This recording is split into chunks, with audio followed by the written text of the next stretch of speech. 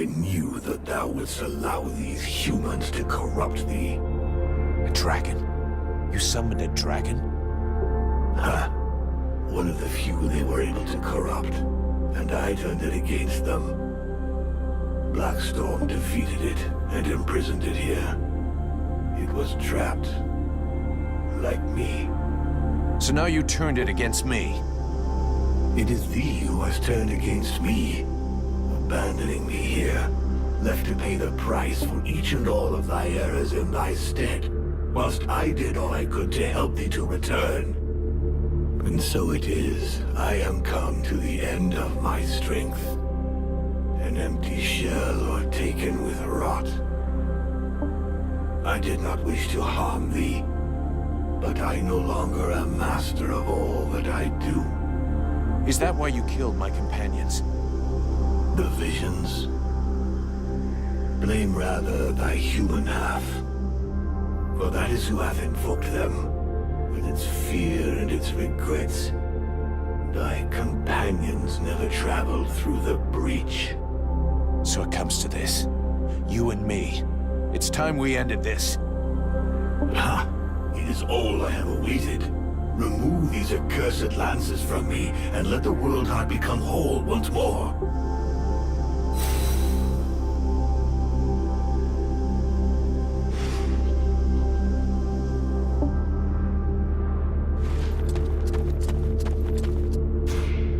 So this is what the world heart looks like. Yes.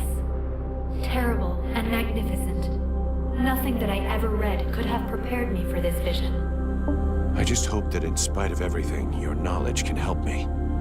Because I have absolutely no idea what I should do. Faced with any kind of choice, it is impossible to be sure of making the right decision. No one can see all the consequences of their actions on the future. But what I can tell you is that the entity within you is a piece, a limb, torn from the world heart by its own will.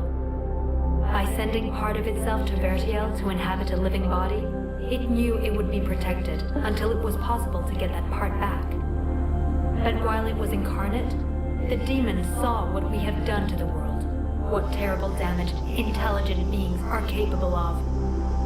Alas, I fear that now it wants to destroy everything, wipe the face of the world clean of our corruption, rather than risk that it should happen again. You came to rescue me, even though it meant risking failure in your quest. I want to try to help you. I know you will do all that is in your power to save Vertiel. This world must be rid of the Ice Lords. You must destroy their link with the World Heart. But beware of letting the demon return to the heart. He will destroy all who live. It will take us longer to rebuild the world without it, but we can do it.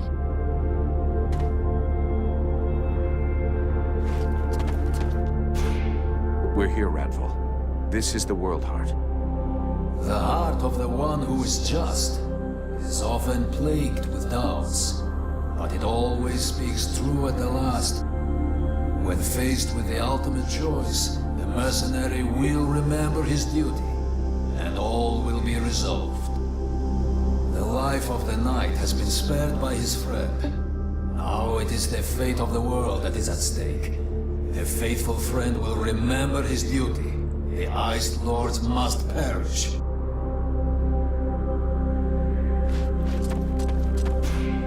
The world heart. We made it. I would like to congratulate you in person, but I'm only a reflection. Today the living are not the masters of Vertiel. You can save them, lead them, or destroy them. The choice is yours. And I pray the demon inside you does not make it for you. You have saved the soul of my prince, and thereby that of my entire people. It is possible to do the same for all of Vertiel, if you can get rid of the Ice Lords.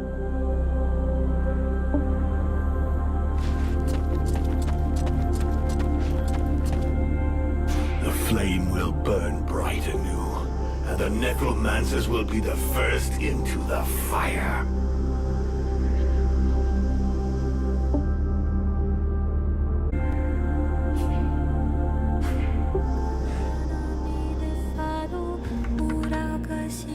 Fado,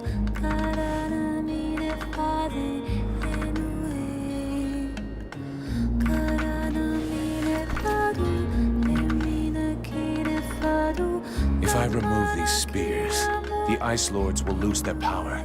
But what will happen to Vertiel? Thy world is weary, all but extinguished. Nothing remains to be saved. It must be cleansed. But inside me is all the power I need to regenerate my world.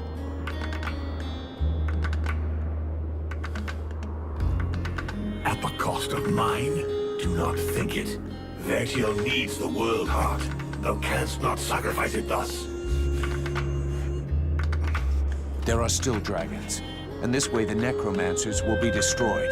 The fire of the world heart is not completely out. It will burn bright again, in time. But without us, I forbid thee to do this. I will not die for thee.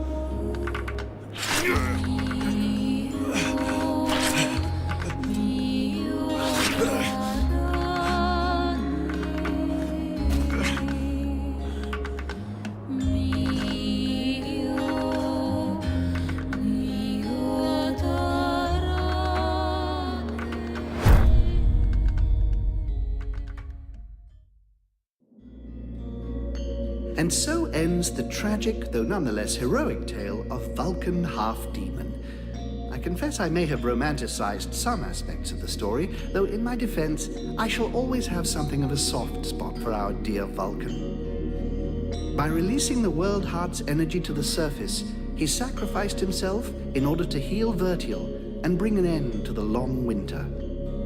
Ill-prepared for such a powerful energy surge, the Ice Lords were instantly reduced to cinders. I can tell you, no tears were shed at that funeral. Of course, it was only a few centuries before other would-be mages attempted to follow in their footsteps, though what wonderful centuries they were. With Captain Buffalo leading them, the Freeborn Blades legend grew, and they flourished for a time. Sadly, the legend of Buffalo's immortality proved less than accurate, and after 27 battle wounds and another 40 or so years, he eventually died in his bed, to the great sadness of the 3 charming young women who were sharing it with him at the time. Edwin's corpse was mutilated and burned by the command of King Relmar. Such a waste. I remember being quite disappointed at his decision, as I had hoped I might be able to inhabit her body. It had been an absolute age since I was last inside a woman. To no one's great surprise, Relmar proved to be a formidable monarch. Strong, just, and loved by all. He returned a sense of pride to the elves that the war had stolen from them. He often spoke of how much he missed his outlaw years while being forced to sit through long meetings and dealing with political wranglings. But he was greatly helped by the knowledge and wisdom he gleaned from Arundel's Soul Stone, and he went on to found his own dynasty. The Red Scribes... Oh, really? Don't get me started on those imbeciles. Nonetheless, it would be uncouth of me not to mention how heartbroken young Sybil was by Vulcan's death. Proud to have fought alongside such a courageous companion, the beautiful young scribe lifted her head high and transformed her grief into purpose. She quickly gained the respect of her peers and was elected chief scribe shortly afterwards when Liestas died quite suddenly. Apparently, the fool succumbed after having imbibed a large quantity of a somewhat questionable nectar that he and his doctor had invented. And as for myself, well, my goodness, I fear that is an extremely long story, and you would quite literally die of boredom before I finished the telling of it. But you see, that's what I like so much about mortals. Their stories last just about the right amount of time, give or take a few decades, and then they're done. And then they come around again. One thing is certain, I have all the time in the world, so who knows? I may get to tell you other tales, if you live long enough. Toodle-pip.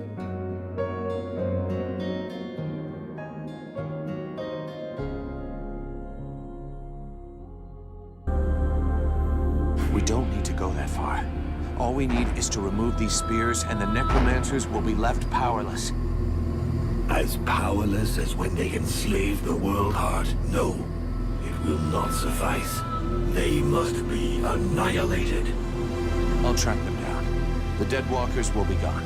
The survivors will have a chance, and Vertiel will be rebuilt, little by little.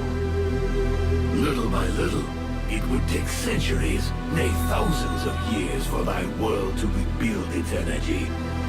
The world heart hath not been remade whole. Thou must permit me to rejoin with mine other half. So that you can take over and burn Vertiel? No thanks. I am the most powerful being in the two worlds. I have got responsibilities. Thou wouldst use me to reign over them, as did the necromancers. How long dost thou imagine that I shall allow thee to use me in this way? I don't know, but you better get used to it. You were the one talking about centuries and thousands of years before our worlds can be rebuilt. And I plan on being right there to keep an eye on them. Meanwhile, do me a favor and let me enjoy this victory in silence. Do you mind?